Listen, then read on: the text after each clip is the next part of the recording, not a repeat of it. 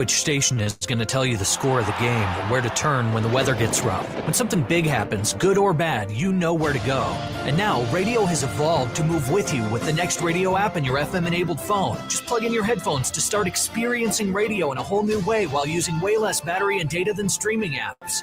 Find your favorite stations like the one you're listening to right now. Download the free Next Radio app today. Next Radio. Live and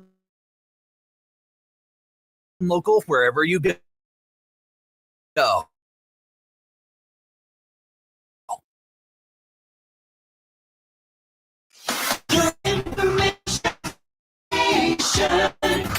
By Landmark that we provide each weekday morning, and today is no different.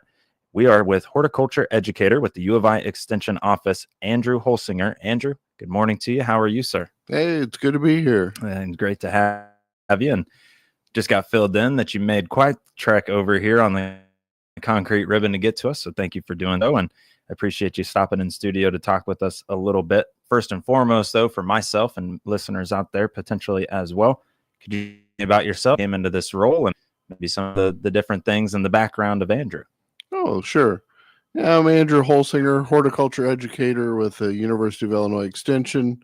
I've been in this role since 2011.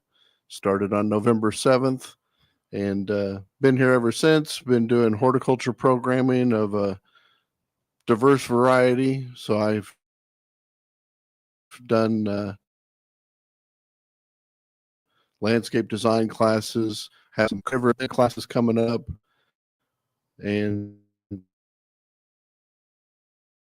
first time I've ever had one of these fruit tree grafting workshops. Have some contacts from other states that have done them, and I've made a connection with a Patrick Gibson. He's an orchardist in Godfrey, Illinois, at Heritage Farms.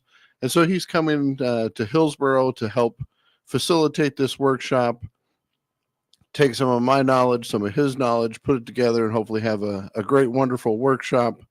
This is going to be on Saturday, March 29th, 10 a.m. to noon. The cost is $30. That's going to include 2 self-grafted trees. So you're going to get some hands-on experience in grafting. For people that don't have a familiarity with grafting, fruit trees especially are grafted together. So you take the part of one tree called the rootstock, and then you have scion wood that you've obtained from your desired cultivar. So the reason for doing that is you can have disease prevention. There can be disease-resistant rootstock that helps for disease resistance. You can get the desired cultivar that you want, and then you plant that. And it also has a dwarfing effect whenever you use a dwarfing rootstock. The tree doesn't get as large as if you were to not graft a tree. So if you have an apple and you got the seed out of an apple and planted it, it would grow, but you'd have a full-size tree. And that makes it harder to manage whenever you go to pick those apples, because you want the apples to be closer to the ground where you can manage them. So these these dwarfing rootstocks really lower the canopy of the tree, make that fruit in an accessible reach to where you don't necessarily have to get out a huge ladder to go pick the fruit and manage the tree. Or just wait for it to fall out of the tree. Probably a lot better than in that regard. So in harvesting the fruit, you want to get the best effort that you can in fruit production. And so now also is the time that we look towards pruning fruit trees. And there's all kinds of culture and care that go into producing fruit. And so I've had other courses that go into those particulars, but for this one, we're going to focus chiefly on that grafting process of joining the 2 tree parts together. And you mentioned the purpose behind it and why you would do so, to keep the tree smaller, to also prevent disease. When you do so, when you graft a tree, is there a specialized, almost like tape, that you wrap around the 2 parts? What kind of products? You mentioned a dwarfing root, you mentioned some other things. How does that even process just kind of go from start to finish, if you would fill me in? Oh, so there's a cambium layer to where the nutrients and the water flows through the tree. And so that cambium layer is the conductive tissue of both the lower part of the tree and the upper part of the tree. And so in grafting, you're bridging that cambium layer from one part to the other. So you have to align that cambium layer on both sides of the cut to join them. And so there's different various types of cuts and grafting processes, but basically you're aligning that cambium layer. And then you do use, sometimes I've used a grafting wax. Sometimes there's a parafilm that helps conserve the moisture and protect that graft union when they're joined together. Now, is that something you recommend starting in a pot rather than just placing right outside after you grafted it? Is there kind of a window in which you want to wait for it to allow it to graft and then plant it? There is, so to speak, a window depending on the type of grafting you're doing. And so there's various types of grafts that can be done, but you're also looking at the seasonality of spring and planting. And so preserving those root stocks, you have to keep those roots moist and prepare them for planting. And so then hopefully your grafts will take whenever you graft two trees together, but sometimes it doesn't work out so there's kind of like, did I do it right? Is it all going to work out? And so this will give you some practice. Some people in the industry, they do hundreds, if not thousands of trees. And so for the hobbyist though, maybe, you might not do as many trees as that orchardist, but having the orchardist on hand who's done it several times, that hopefully will be a help for those to gain that knowledge and to put it into practice and take home a couple trees to maybe have their start in producing fruit trees. And when you consider his experience backed with yours, and then also the hands-on, I think that's important too. If you're just sitting there learning about it, it's a little bit harder than to maybe go home and put it back into practice. So for $30, you'll actually get to take home said two trees that you graft. That's correct. So that'll be a lot of fun in terms of actually getting your start too and being able to learn. I have to say, for $30, it sounds like a pretty good deal in that regard. You get the two grafted trees. You get to learn about cambium layers. Never knew about that. So I appreciate you filling me in a little bit on that as well. You wanted to talk a little bit as well about pruning fruit trees. The differences there of pruning a fruit tree would be kind of shaping the tree to what you want it to be. Do you have to do that at a smaller stage after grafting? How does that kind of go?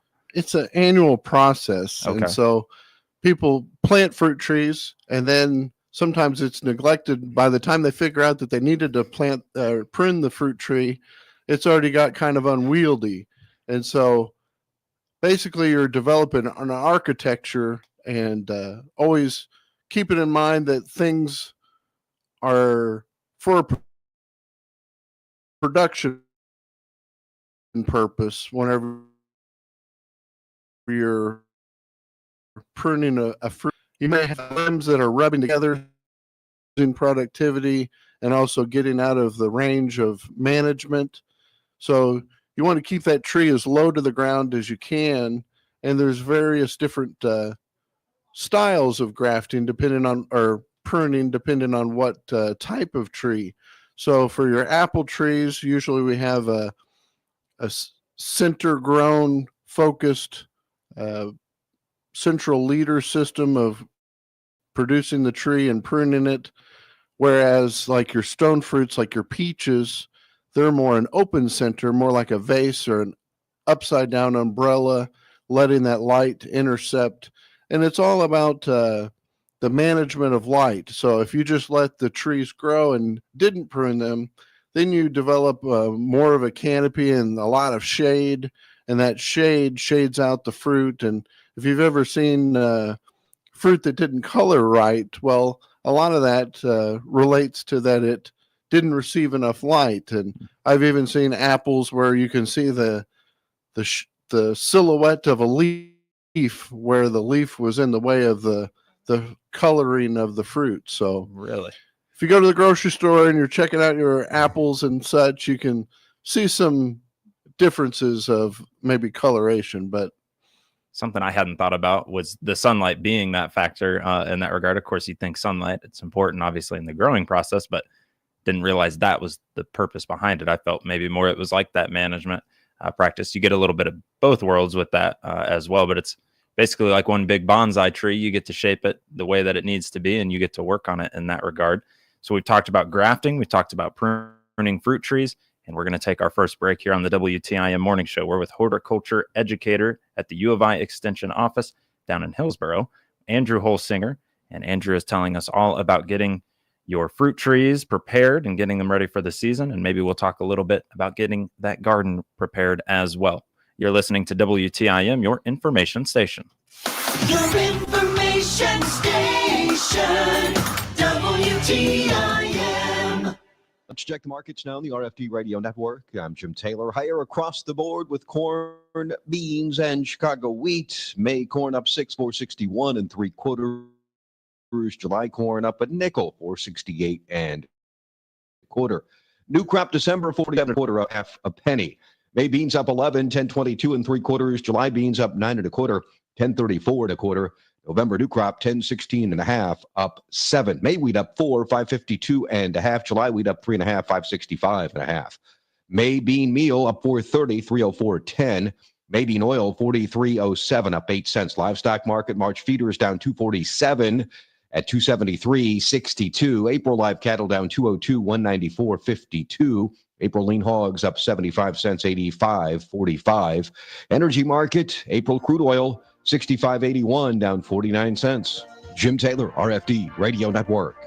If you're looking to grow your business, the Shelby County Economic Development Corporation is here to help. From keeping local businesses thriving to attracting new investment, they're all about building a brighter future for Shelby County. They sponsor job fairs to connect talent with employers and inspire the next generation of entrepreneurs through the Shelby County CEO program. Find out how they can help you. Click their icon now at TaylorvilleDailyNews.com. The Shelby County Economic Development Corporation, growing business, growing community.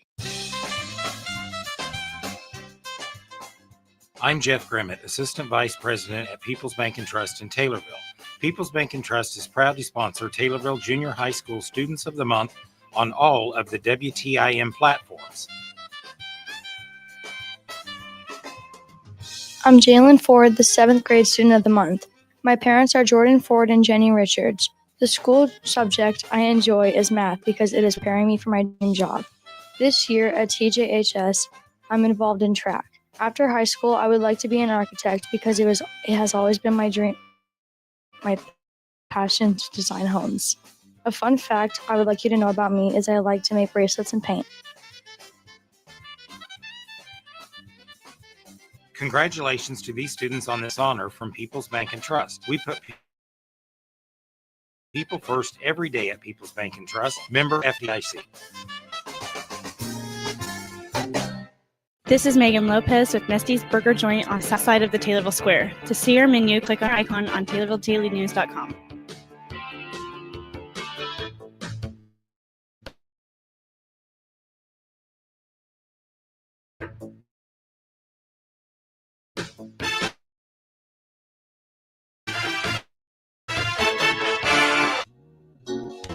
Click on our icon at TaylorvilleDailyNews.com.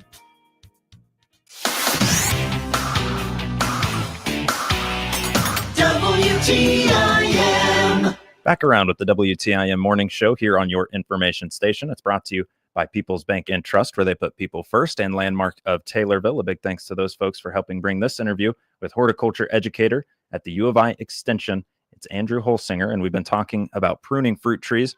We've been talking about grafting and the workshop that's coming up here with you. But we want to talk about how to make sure you're not spreading disease within your trees and within your other plants that we'll talk about in just a moment. What can you tell me about seed startup and making sure you have sanitary conditions? Because that's another new thing to me. Yeah, when you're starting seeds, people will be getting out those lights and providing some supplementary light to starting their seeds. But the trays and the cell packs and the things that you use, you want to make sure if you're reusing those that you have good sanitary conditions, so that way you haven't spread some disease that you had from last year inadvertently. A lot of the things that happen, it's kind of an inadvertent thing. Like you didn't think about it, and then it's like, oh, I should have done this. So there's a lot of preparation whenever it comes to starting seeds. Looking ahead to, frost on the windshield this morning. It's like, we're still lingering here. Yes. Like, when's it going to warm up? When's spring coming? Well, you want to look ahead to whenever we have our frost-free date, and then work backwards depending on the type of plant that you're planting, and then start your seeds then, so that way whenever it gets to those frost-free days, we can plant them out in the garden. And there's advantages of that, to where the plants that are more sensitive, you can start those earlier, and then they've gained some growth, put some size to them, and then you're able to put them outdoors with no problem, transition them, acclimate them to those outdoor conditions, and then you have healthy plants that you've put some time into, and maybe save a little bit because you've grown from seed and not bought the whole plant that somebody else has invested their time and effort into producing that plant. Did not know that. So again, if you consider the last frost-free date, and then you count backwards, and then you wait that amount of time to then plant the plants that you have already available to you, or the seeds that have available to you. Okay. Again, news to me, and I've been learning quite a bit from this whole deal. Sanitary conditions, would have never thought about that when it came to actually planting a garden or trees or whatever the case might be. Can we turn the page to getting that garden prepared and making sure sanitary conditions are over there as well? Yeah, some people might have neglected to clean up the garden, the vegetable garden, as good as they should. And so not only like tomato vines that were left out there, hopefully they've disintegrated, but there could be remnants. But even the things that came in contact with them, like if you had tomato stakes and you didn't sanitize those with maybe a 10% bleach solution, then diseases can be carried by spores, and you don't see those necessarily. But then that disease presence, that's why when we were talking about fruit trees, you really want to, when you're pruning fruit trees, you want to make sure that you've sanitized your pruners, because if you go from one tree that's diseased, then you prune, you take those same pruners that you haven't cleaned up or haven't sanitized, you prune into a good tree, well, you've just potentially spread the disease to a healthy tree. So you want to have good sanitary conditions in all regards of horticulture and gardening. They are not spreading diseases inadvertently. And even like the cultural conditions of pruning during dry weather, if it's wet outside, then even your clothes, if you brush up against a plant or a tree, you can pick up spores and spread to the next tree. So you want to wait till conditions are dry before you do pruning. 10% bleach solution, just mixed with water, I would assume then. Yeah. And then that is a way to actually make sure that you're not doing so, and wait till the dry season. And man, I feel like I'm going to be able to just plant a garden tomorrow now, a little bit in that regard. We've got just a few moments here, about a minute and a half total. Can we go back to this fruit tree grafting workshop, how to participate, when it is, and things of that nature? Sure. We're having a fruit tree grafting workshop on Saturday, March 29th. This is going to be at our Hillsboro location. We have several offices. We'll have one here in Taylorville, Carlinville, Jerseyville, but this is at our Hillsboro location. You can get to our registration, which is online, go.illinois.edu/tree grafting. Again, this is a $30 cost, but you will receive at least 2 grafted trees. It's going to happen at number 1 Industrial Park Drive in Hillsboro. Learn a lot during this workshop and have the hands-on activity of grafting your own fruit trees. 2 hours of your time, you get to go home with them, and you just learn that much more. Now you're that much more prepared. You get to learn from not only Andrew, but also Patrick Gibson. He is an orchardist at the Heritage Farms in Godfrey, Illinois. So 2 sources of knowledge there as well. Well worth that $30 price tag, I would have to say, for 2 hours of your time, Saturday, March 29th and you can register at go.illinois.edu/tree grafting. Andrew, thank you so much for joining me here and making that trip up the concrete ribbon on the WTIM Morning Show, your information station. The Big 870 WTIM Assumption Taylorville. 96.